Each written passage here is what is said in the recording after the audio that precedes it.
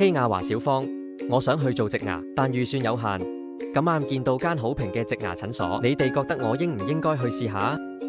小明，植牙唔係小事嚟㗎，價格便宜嘅診所確實可能慳錢，但你要特別注意會有幾多風險啊。第一，醫生嘅技術同經驗，植牙需要精準判斷牙床狀況同植入角度，差之毫厘，謬之千里。一旦出現少少差錯，後續可能會引致成支植牙鬆動甚至失敗。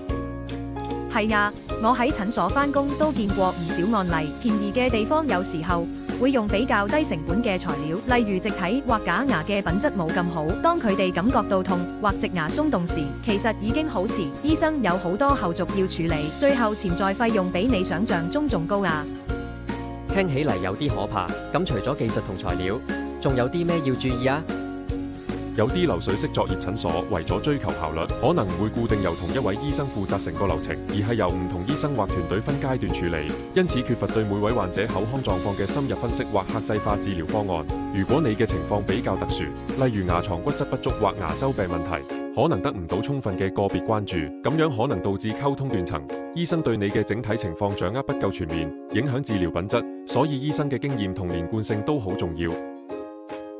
仲有啊，有啲地方為咗賺快錢，可能術後追蹤做得唔好，植牙後如果冇好好照顧或調整，發炎都唔知道，最後可能白白浪費錢，仲要重做。我建議你至少揾個有口碑嘅醫生，哪怕貴一啲都安心。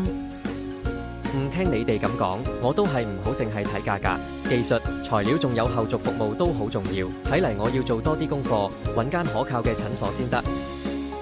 聰明，你可以問下身邊朋友嘅經驗，或者上網查下評價。特別提醒你，網上評價好多都係假㗎，要小心分辨啊！亦都唔好俾鋪天蓋地嘅廣告誤導啊！